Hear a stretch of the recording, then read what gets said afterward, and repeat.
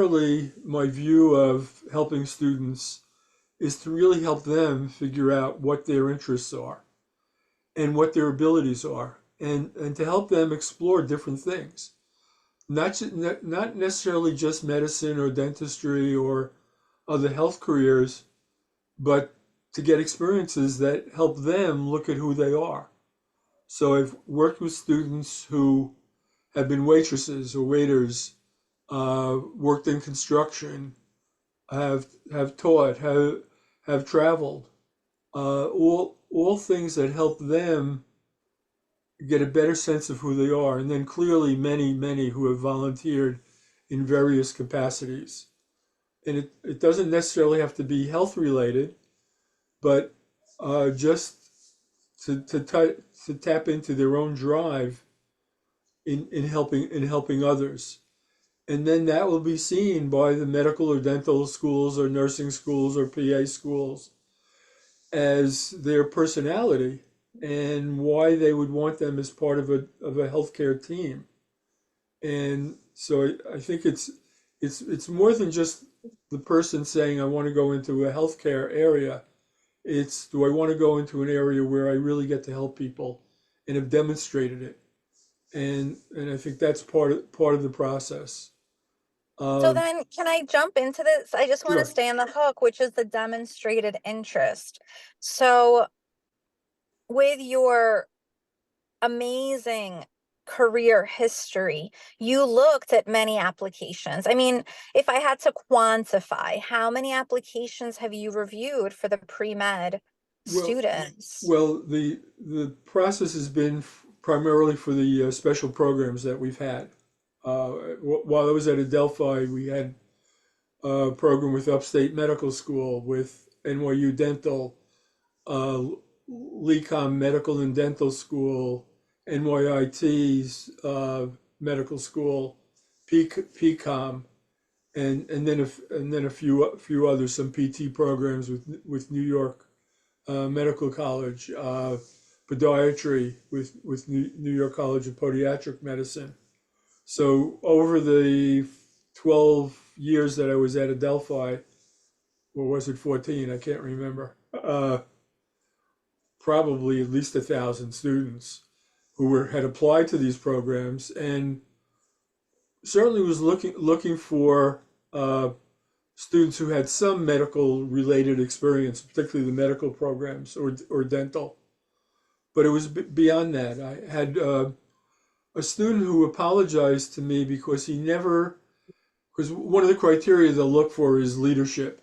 And he said when he started college, he joined several clubs, but he never became a leader in any of those clubs. And he was feeling like he didn't have that area to check off. And I think some students find these lists of what are the qualities you should have and start checking off. I was a leader in this, I did that, I did this. It's not exactly that. And I don't think it's helpful to look at a checklist and decide I'm going to do this, this, and this because it's going to meet the checklist. It really has to come internally of I want to do these things. I want to be part of these things. And the student in apologizing for not becoming a leader in a student club. And I said to him, didn't you tell me that your father is a contractor and that he had gotten a job rehabbing hotel rooms out on Long Island? And I said, didn't you tell me when your father's not there, you're the person who goes and you're in charge of these workers who are accomplishing a pretty difficult goal and have to do it really well? I said, isn't that leadership? I mean, being a club president is nice, but it's very different when you're doing a real job with real people who need to get a job done and to help your family support the family. So I think he then put that into his application for medical school, and he certainly got into several places that he was interested in. And there have been others who said, well, I was a waitress, and kind of negated that activity. But if you look at it, what does a waitress do, or wait staff in any restaurant. Multitasking, sometimes handling difficult people, often under stress, having to know a whole lot of information, be very aware of what's going on, to whether fill the water glass or the people are agitated about something. And what does a physician or dentist do? They have to notice their patient. They're working under tremendous stress because they're trying to help the person get better. They need to listen really well and observe. And those are all the same qualities. Yes, one's serving food, but it's also serving and caring for people. And the other is meeting medical needs. So they're not terribly that different. And working with a variety of different people. Whoever comes into that restaurant comes from various backgrounds. And being able to work with them effectively is an important skill. So it's helping, for me, it was helping students see that in themselves, that there were things that often young people don't realize are important things to know about who they are and what they've done, and not negating of it because of some supposed, you're supposed to go to Africa and cure beriberi or Mhm. whatever. Uh, So that's what I want to get at because I want to zero in on what you're saying. So we obviously, the students and at Kweller Prep and everyone listening to this video, we are being told over and over and over again, you have to be a president of a club and you have to be, I don't know, an Olympic gymnast, and you well, have to be a swimming champion and basically you have to be the leader in 10 different student clubs, and this is extremely unrealistic, which no, it's an astronomically high and pressure. and it's not genuinely coming from the person. It's it you have the student has to tap into what do they really want to be doing. What activity is important to them? What are they really going to be enthused about? And it's not a list of I was the president of this, and this. In fact, the student who was helping his father, I said to him, I was the president of the student union at Brooklyn College. And I said, are you impressed? He said, yeah. And I said, well, you know how I got that? My friend was graduating in January. I had helped him. They had a student nightclub, and I helped him with that. And he said, do you want to be president? Because he was leaving. And I said, sure. And I became president. I did things. There was one student who was involved with our organization. He wanted a poetry reading, and we did that, and we did some other things. But what I did wasn't as monumental as this guy helping his father in a real job.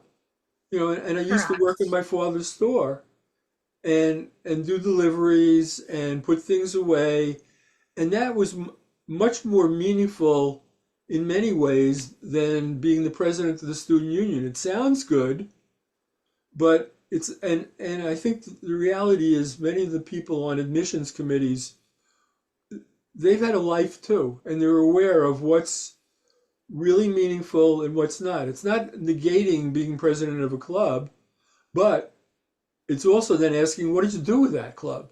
How did you interact with the students? How did you help them? How did you make some changes in the school? Not just the title, but what did you do with it? And that needs to be understood by the student. And when they're applying to medical school or dental school, to say those things, not just a listing of these are the this I did this, and this, but what did you really do, and what were you really passionate about? Did you do it just to create a list? Or did you do it because you felt it inside that this was important to be part of this high school community or college community? And I think that one needs to look at in themselves. And part of the role of the advisor is to help them take a look at that. How are they making the choices? On what basis? Um, and that's what important for them to know, and also for them to get some medically or dentally related experiences so that they have a better sense of what they're getting into. Of course, there are many who rush through and then they are disappointed that it's not giving them the personal satisfaction that they really wanted. And so the person really has to think about it and experience things so that they have a better sense of what they're getting into and who they are in that situation. So just to regroup and just to Yeah, rephrase, actually. So you would include babysitting, childcare, watching after a younger sibling. You would put this in the application to cer- a competitive college such as a dual degree. certainly, but it's not just listing it. It's then what did you get out of it? How did when you were the babysitter? What did you do things that created activities for this kid? Did you get a sense of them? Did the child have some kind of disability that you were working with? It could be anything, and also an awareness of some people don't, you know, they need to babysit to make some money. Yes. They don't have the luxury of just volunteering somewhere. And again, the professional schools are going to recognize that. One could talk about their family background and the difficulties and challenges of that family and how you helped the family and became a support for that family. Um, so those are important. And then what did you do with it? What'd you learn from it? What'd you learn about a child and how to handle their issues and problems? What observations did you make? Those are the important things to then talk about and have something to talk about. I just want to say how much I appreciate you saying that, because unfortunately, a lot of students feel that because, let's say, mom is a dentist, I should never shadow mom. I should never talk about mom. I should never talk about how she built a dental practice. Just to give you an example, a lot of students no, they're like, Queller, I don't want to be like a Nepo baby. And like, I don't want to, because my mom has a profession or my dad has a profession. And then I work for them and it sounds so tacky. And so the kids are very against saying that they help or support their family. I mean, some students would gawk, oh my goodness, you want me to talk about a babysitting job or tutoring, for example? So I appreciate that you're highlighting that these are real live, no phone call, Queller webinar um in August on a summer night. I just shut it Okay, off. reunion. So I appreciate you saying that, because unfortunately a lot of students, like for example, students we have from a single parent household, and many of them are helping with younger siblings, with Mhm. older siblings, many of them are tutoring, many of them need the money. I mean, the vast majority of students at Kweller Prep are children of immigrants, they're first generation, they're coming from a very different lens in this world, and they're not quick to write down that they're helping their family and they're helping their siblings, or they're teaching chemistry to their 10th grader because they're in 12th grade and they have to. So I appreciate that you are highlighting how relevant it is to Yeah, and include these it's not details. it's then how did they handle it? What did they get out of it? And what did they give to the situation? And it isn't it would be great if certainly it seems like for the students I saw, a lot of I don't know what percentage, but a significant number had parents who were dentists who were applying to dental school. And yeah, I mean, it's easier for them to shadow and be part of it, but like any family, they may well have helped out build that practice.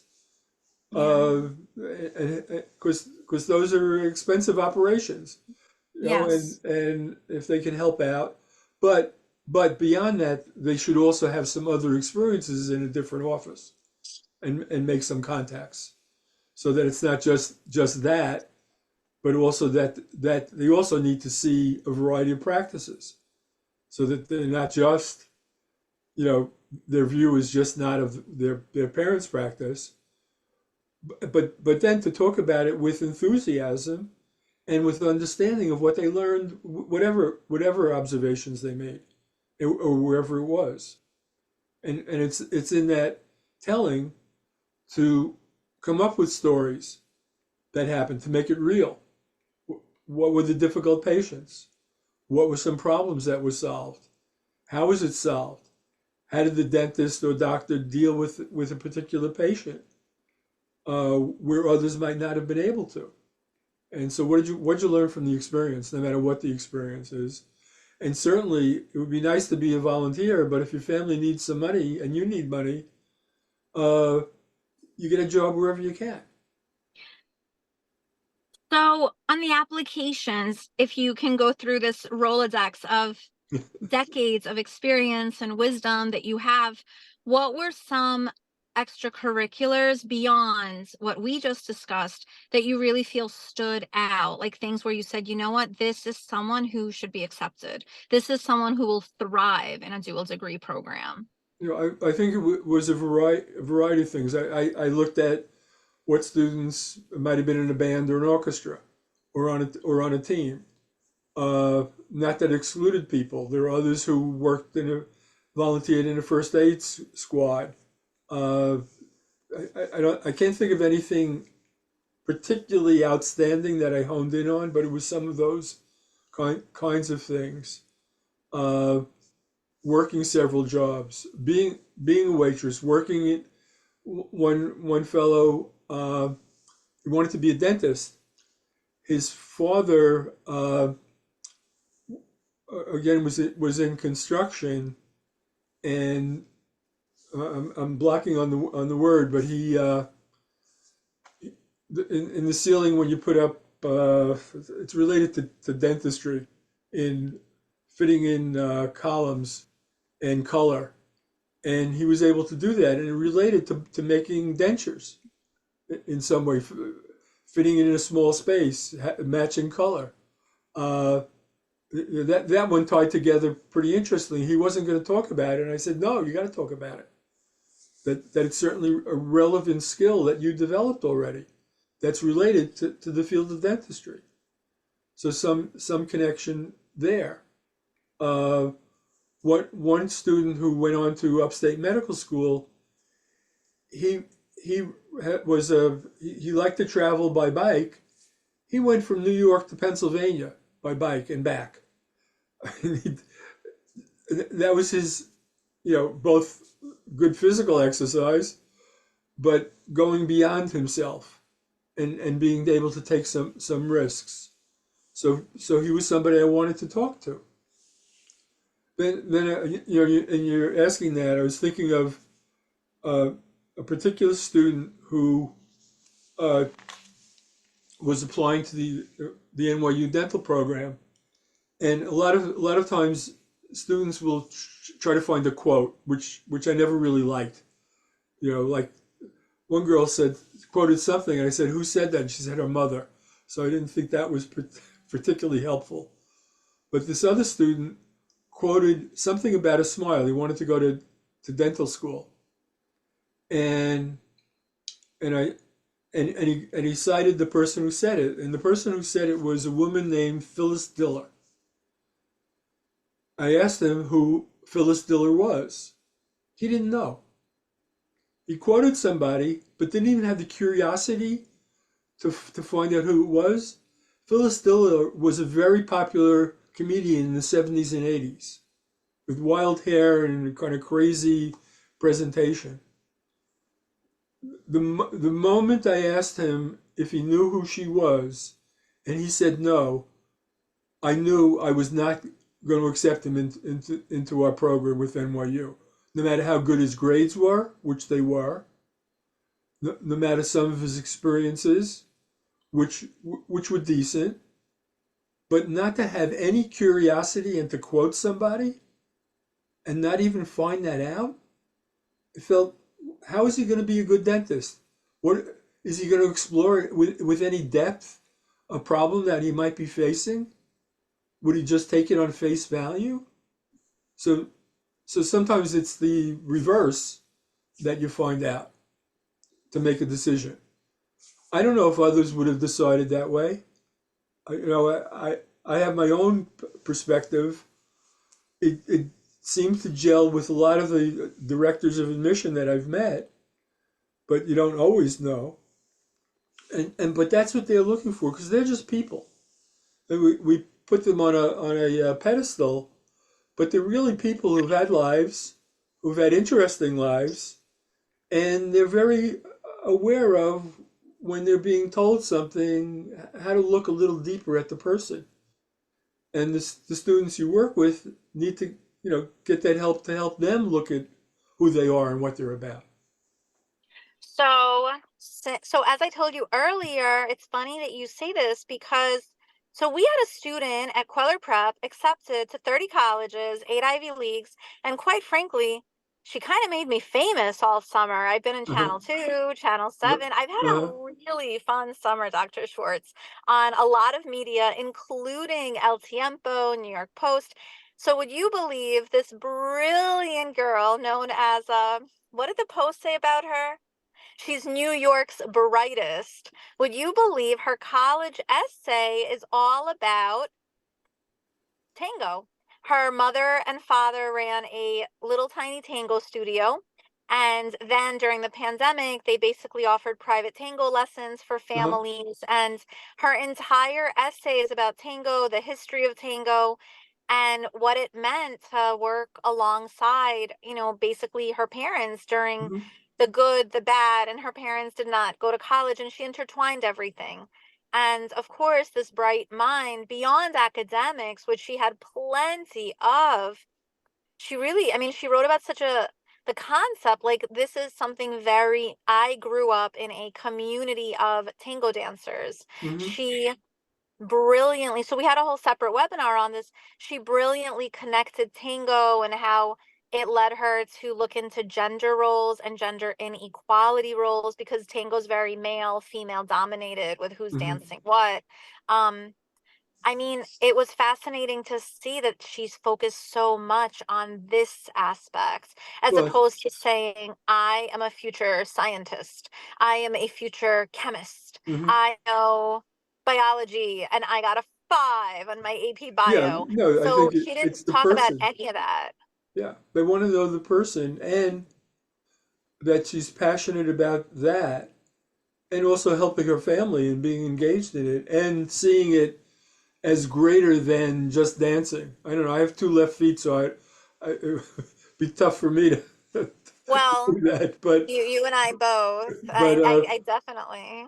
but hearing her passion and then where she would tying in the working with different populations and understanding the culture of it could well translate to working with people in any capacity. And then they'll see her grades. They obviously did. They saw she could handle the material because that's what they look. They want to make sure she can handle it academically, and they saw this spark. And it's also something a little different because, quite frankly, when you're reading thousands of college essays, you if there's something a little different and interesting, you're going to read it a little more closely and say, "Oh, this is something I wasn't aware of." Rather, and it's but each student to find their voice within that, to what they're going to talk about. That's going to get the attention of a reader who's reading thousands of these very, very quickly. I found some that I wanted to read more and get to know the person, and then some when I looked at other aspects of them, it didn't make much sense. It didn't come together. And then you start questioning. This is extremely helpful because what you're doing is you're telling us from your lens the reality. You get plenty of 4.0s. You have plenty of 1500 plus SAT scores. You have plenty of 5 out of 5 AP Bio, AP Chem, AP Physics, AB Calculus, BC Calculus. So you basically have this cohort of students where everyone, quite frankly, is very book smart. Now you're interested in what is propelling them to the next level, where the Mhm. passions lie. Yeah. So the passion and showing what work they do, what have they done outside. I'm really happy that we're doing this because you're showing a different lens of what demonstrated interest truly Mhm. is. And I mean, it's very helpful across the board to know you demonstrate interest not by being necessarily the president of your school's a cappella group. No, It's very eye-opening to hear this. no, there were many times in groups I've been in where the president got the title but didn't really do much, and there were other people within that organization that really worked, and they could talk about that. How they were supportive, how they ran something. I think for me, even though president of the student union, but there was this the guy who wanted the poetry thing. He had a lot of ideas, and my job was mostly to encourage him and say it's okay and we could do it, and sometimes give him some guidance in making sure it was going to be successful. But it was also his ideas were really important, extremely important, and so it's really seeing that in yourself. What did you do there? Did you just sit around and do not? I worked for a dean when I was a counselor for 20 years at Kingsborough Community College, and he clearly had an open door that students could come in and talk to him. And then there were because of some budgetary situations, we went to Albany. Like a lot of students in the school, they had buses. He was helping load the buses and making sure everything was working well. Other administrators were just standing by doing nothing. Some, they had some other titles. He had a title too, but he was a real active human being who actually got to know the students differently than all the other administrators at that school and several other schools that I've been at. So it's that personality that needs to be there, that engagement and involvement with others in a positive way that comes through when you talk to them, and it talks to their caring about others, and you certainly want that in a medical practitioner and your dentist. You want to know he really cares, and he's not just filling cavities to make a buck. That's really important. Not that it's And you unimportant to could make a buck. see that. So in the application, you can see it. You, Basically, you try to get you a sense of see, it. Yeah. you can feel it in the Yeah. application when Mm-hmm. they're like, I just want this because it's a job. Mm-hmm. Yeah. And it's a tremendously difficult thing to do. It's very hard for people to assess themselves and then write about them in a way that comes across. So it takes a lot of work, but it has to come from your inside, and and without using the word passion. There's one director of admissions who hates to see the word passion. He doesn't want to see the word. He wants to feel the feeling of what a person writes about. So the student you had who has been successful writing about tango, she might not have ever used the word about passion, but she showed it by her activity and her involvement, and the joy that she got from it, and the learning and the struggle of it. So it was all in that package. That's probably what all those schools saw in her, not the grades. They needed the grades to be there for whatever their minimums were, but they needed to see this person in a different light. And that's how she stood out. It is true. I mean, I mean, so we had this separate webinar. She read the essay, poor excerpts from it. And correct, she talked about how this years of tango and her family involved in this tango community that, quite frankly, I learned about for the first time Uh-huh. when working with her. But basically, what I learned was, so this propelled her to get involved in very specific school leadership, Hmm. where she wanted to make sure there was more female representation in male dominated Hmm. fields and careers. It was a really eye-opening connection that I'm very grateful that we got to see. In Yeah. my own, I do want to share. So in my own essay, in my own applications, so I focused pretty heavily. So when I was basically when I was in school. So I'm an only child and I'm a child of immigrants. So my dad had a heart attack, which completely just blew my mind because he was young. He was 52 and I mean and again I was Mhm. young, all things considered. So during that time in my life it was just stunning, and I talked about, the dramatic impact his health deteriorating had on me. So Uh-huh. I just want to share that. I actually haven't even shared that in a webinar before, but I do want to reflect that, grades aside and everything else aside, like I actually did do a lot of work with my family and with Hmm. providing emotional support and financial support. I took on a lot of roles at a very young age, and it was just very clear. And that was what I chose to talk about. I chose to Hmm. talk about like the impact where I kind of became an adult Monday Uh-huh. and I was a Uh-huh. child on Sunday. I mean, it happened very Yeah. fast. No, it's really taking a good look at yourself. I had one student. It's not exactly related to that. He actually became a postbac, meaning he had gone through undergraduate school, kind of goofed around to his own admission of that, uh, but at some point realized he really did want to become a physician in his case, and so he came to Adelphi and took additional courses and repeated some courses, uh, and then really developed a tremendous interest in surgery. And now he's a heart transplant physician Wow. in Brooklyn at Maimonides, and he went to a DO school, which is something it's changed. The attitude about DO has changed dramatically to being much more accepting and clearly the equivalent. And their residencies are now the same. But when I first started, students didn't want to try DO.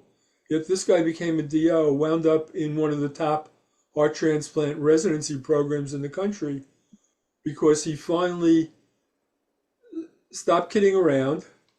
He's still funny and he's still a nice guy, but he got very serious and he did extremely well at medical school and got into a program that very few people can get into because of his hard work.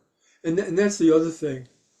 So, some of what you said about yourself, having multiple jobs, being supportive to the family, the student who got into all these schools, demonstrated working very hard, doing multiple tasks.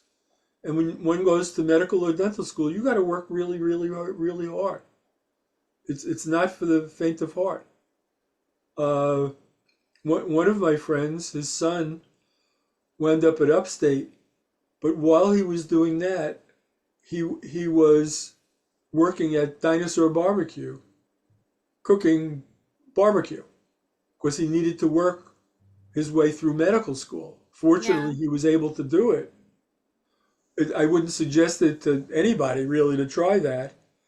But he, whatever his abilities were, and clearly very capable, was able to do that, and he needed to do that. The family did not have the resources, so it's each individual's path, but to take the path, uh, and sometimes a hard path, but also aware of what you're learning while you're doing it, and doing it with some joy and passion and caring about others, no matter what the role is. It's so helpful. I'll also bring to mind, so we have more than one, but we have a student who won Questbridge, a full scholarship to Uh-huh. college. And of course, now she works at Kweller Prep. So she was full time working at Kweller Prep. This was last summer. Uh-huh. And I go with my two young girls, my daughters, to Red Mango for ice cream. And she goes, "Hi, Frances." She's the cashier. I'm like, "Wait a second. You You do worked at this also? Kweller." So she said, "Yes, I also have a second job and I work here." Uh-huh. Um, It turned out that she had a full-time job at Queller. She had a second full-time job at Red Mango, Yeah. and she was saving up as much summer money as she possibly could Mm-hmm. because Yeah. You froze. and herself Yeah. for money when school starts. And Uh-huh. Yeah. this is the grit. And that's what this webinar is about. I mean, it's the grit. You're showing I, what are you capable of doing. yeah. I wanted to put in like a little advertising for an organization called NARAP, NARAAP, Uh-huh. National Association of Research Associate Programs. What that is, and I'm mentioning it particularly to you and the students you work with, because they now have a facility at Flushing Hospital. And if anybody wants, they can just look up NARAP, uh, and or get back to you, and I'll get you the information. They place students in emergency rooms doing research. Cool. The research is, and it's totally volunteer, but it's not a lot of time. I mean, talk about students who need to work and do other things, but it they started with smoke cessation projects, interviewing patients who came to the emergency room and their families, or even the taxi driver that might have taken them there, about smoking and helping them get into a program to stop smoking.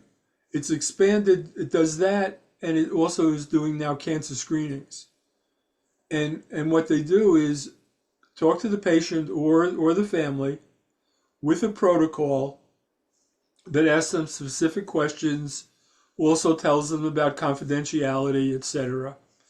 And it's really like a real medical intake. So those who are interested in medicine, a lot of times students might become a scribe and make some money and do it, but they're shadowing the doctor. They might be able to observe. But in this situation, they're actually interacting with the patient or their families. Plus, they're part of a research program that all hospitals, to meet federal requirements, have to do research, and they never have time to do it. So this gives them a group of people who can do that research.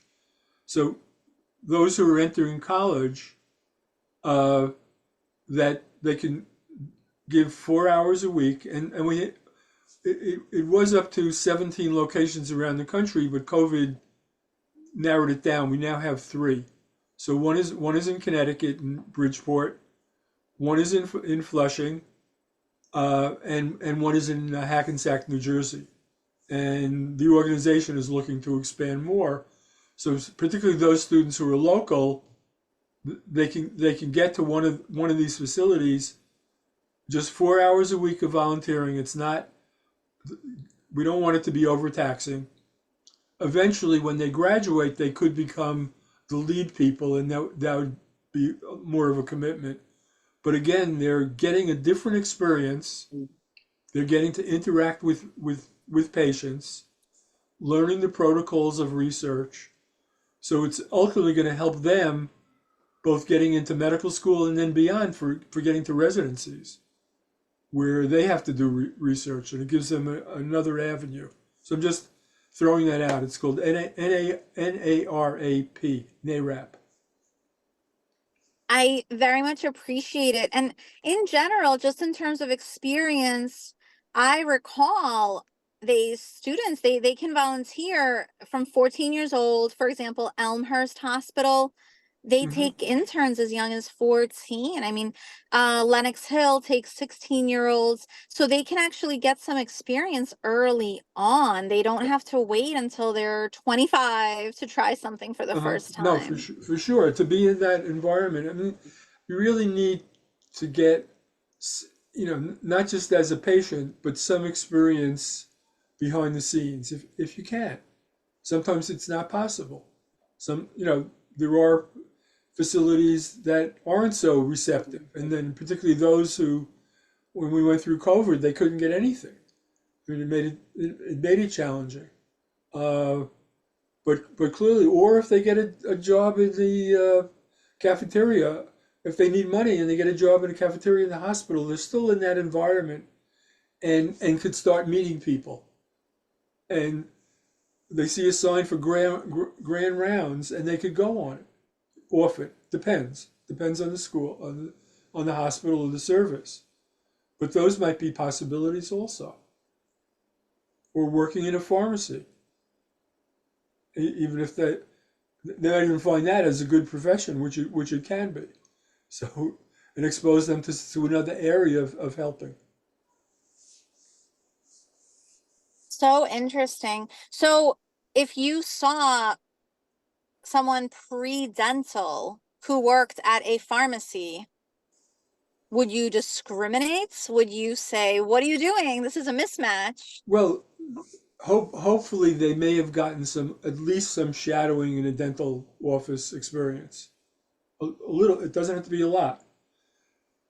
The person could say, I needed a job, plus I'm dealing with, you're a dentist, you're going to deal with medicines anyway. It's not exclusive. There's pain management, there's, different illnesses that come from the mouth, or the mouth is often a avenue to other diseases, or a way to look at problems. So it's not totally foreign. And you needed a job, and it's a medically related field, and Yep. you were able to get one. And then what did you do in that place? What kind of recommendation are you going to get from the pharmacist about your work effort? How hard did you work? How did you deal with patients? As a dentist, you're dealing with patients all the time. Were you helpful or not? Did you listen or not? Did you observe or not? And that you could talk about. I appreciate you saying that so much because on a practical level, in the end, I have a great relationship with my dentist. I happen to love my doctor. I mean, I enjoy catching up with her.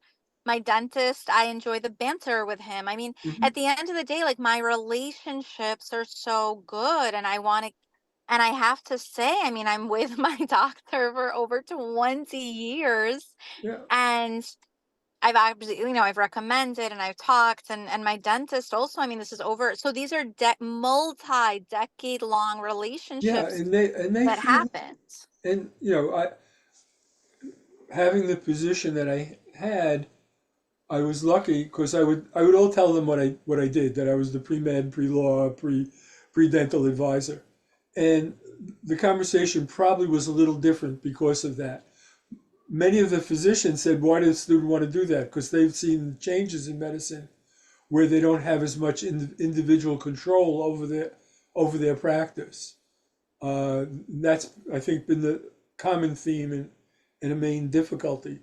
But they were all people who really enjoyed what they're doing. And I've had, when I was working at Adelphi, I'd have several of them particularly during COVID, on a Zoominar that they were willing to come to. One of my physicians, uh, we had a Zoom set up in the evening, and he called me about 10 minutes before. He said, I'm on my way to the hospital. I have an emergency surgery that I need to take care of, but I'm going to be on anyway. He got to the hospital. He had his cell phone. He went on Zoom on the cell phone for about 20 minutes, apologizing that he couldn't talk longer, but he showed this is what a doctor has to do. Yeah. He wasn't planning on working that night. He was planning on being home, being on his computer, talking to some students. But he needed to get to the hospital, scrub. He had 20 minutes time to spare, and he talked to our students. And so those things were very helpful, and others that I've had on, and some former students. One student who works in a clinic in Washington State now was very always wanted to be helpful to the indigent population, and she works in a rural community health center and talked about that experience and the people that she works with. And so there's a wide range of things one can do, and depending what your background is, your awareness of where there are health needs, to talk about that and to plan that might be your life. And this is what you want to be doing. I had another student who got accepted to both the NYIT has another school in Arkansas, and she went to Arkansas because she had initially a rural background, and she wanted to go back to where those needs are tremendous with rural hospitals closing all over the place where people can't get health care. And she set her goal to be doing that. So we visited NYIT. We Mhm. visited Long Island University. We had a really great experience. We started exploring some local schools. It was great. I mean, during the time and during this very chaotic time in history, we decided that we're going to go check out some local, and we loved NYIT. We met the president of the, I think it was the Hillel or Chabad Center there, Uh-huh. and she's in the DO program, and she told us all about what a great dual degree program it is. Yeah. So we really enjoyed it. My one of my physicians, his daughter is in that program. She explored Adelphi, but she decided on NYIT's program. I think that the thing for students to think about is when they're looking to a college to attend, to to see if they have the grades to get in and whatever else other requirements, but do they have a dedicated staff or at least an advisor who works directly with pre-med or pre-dent students or pre-PA and is active in, there's a national organization that I've been part of since I started of advisors and a regional one. And are they part of that? Because we get lots of updated information. We get to meet deans and directors of admission in a different way. And as objective as the process has become and is becoming even more so, there is that personal level of trust with the advisor that if I'm writing a letter of recommendation and organizing that they have an experience with students I've recommended previously who've been successful. So it's not the end all and be all, and it doesn't get you in, but it's another ingredient that's helpful. And I think to look at, does the school have a dedicated advisor? What are they like? Is it somebody I could really talk to that will give me sage advice and will be critical too, and not just say yeah, become president of a club and you're in, but to say let's look at who you are, look at how you're handling things. What can I This do is to be so helpful? helpful. I appreciate this webinar and this time so much, and your wisdom. I really want to say thank you because I've known you for many years, and thank you for staying in touch with me. Okay. Well, you have no choice. It's me. I would keep Yes. You, emailing and calling you, you until you, you you are reply. you do your job very well, and you're I'd persistent. never leave. You're But persistent but personable, so that's but okay. I But I called you over the years so many times. I had questions, I needed guidance. I was helping children of immigrants, which is truly where my passion lies. I Hmm. love working with the immigrant community. I don't care which community, I love it. I love being a first gen to go to college, and I just enjoy this process so much, and I'll stay up all night helping someone. I love seeing someone become a doctor, lawyer for the first time. So I really want to say thank you, because for so many years I would reach out to you and you just gave me that sage advice. So you were also my advisor, because I was a young girl. I was learning the ropes, what does Uh-huh. it mean to apply pre-med? What does it mean to apply into a dual degree? And you really truly helped me Well, I understand. appreciate that. Uh, I mean it. It was so eye-opening. I mean, we share about a dozen or so students across the years. Sorry for Danny, Dr. Schwartz. But I- anyway, I'm just saying, it's fine. ugh, but you have that whole family in there now. So No, I'm I'm still in touch with him. So I'm sure you are. He's never leaving. But I just really, joking aside, and that was a joke. That was a joke. Danny. Anyway, with that being said, I just want to say thank you, because there was always this endless advice. So you're right, having an advisor. I mean, good advice is golden. You can't, I mean, we get quite a lot of bad advice, and you really provide this sage wisdom of what it means. And I really want to wrap up by saying thank you so much, because there are students listening to this right now, and they're going to put that they were babysitters, they were tutors, they were helping mom in a single parent household, they worked at Popeyes, and they worked as a waitress, and they volunteered at a pharmacy and decided pharmacy is not for them. I'm going to explore dental school. And this should be included in the application. yeah, no, I think all that's really helpful to them. There was in talking about exploring other careers. I often would have a student who wanted to become a medical doctor, but didn't quite have the MCAT score, but was able. A student now who he wound up. I suggested he check out podiatry, and my own podiatrist, who turned out to be the father of a girl who my daughter went to camp with, as it turns out. Uh, he was, I would say, just spend some time with Dr. Shapiro, and usually one out of two would then decide to apply to podiatry school, and then I try to get them to apply not just to New York but to Temple, so at least they're having some choice, if not some others. But one of our students now is in a post-bac program in ankle replacement surgery. He's going to Wow. be the primary person. If you have a broken ankle, when you go to a hospital, he's going to be the one treating you, not necessarily the orthopedic surgeon. He's going to know better how to handle that broken foot, and he's going to be very financially successful.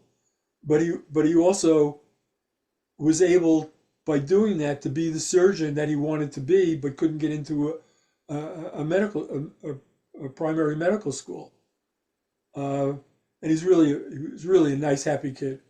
I always enjoyed talking to him. And he worked in a Chinese takeout place doing deliveries. That's how he worked his way through college, and probably not beyond, but that's how he's worked his way through college, uh, and is going to be very successful and happy.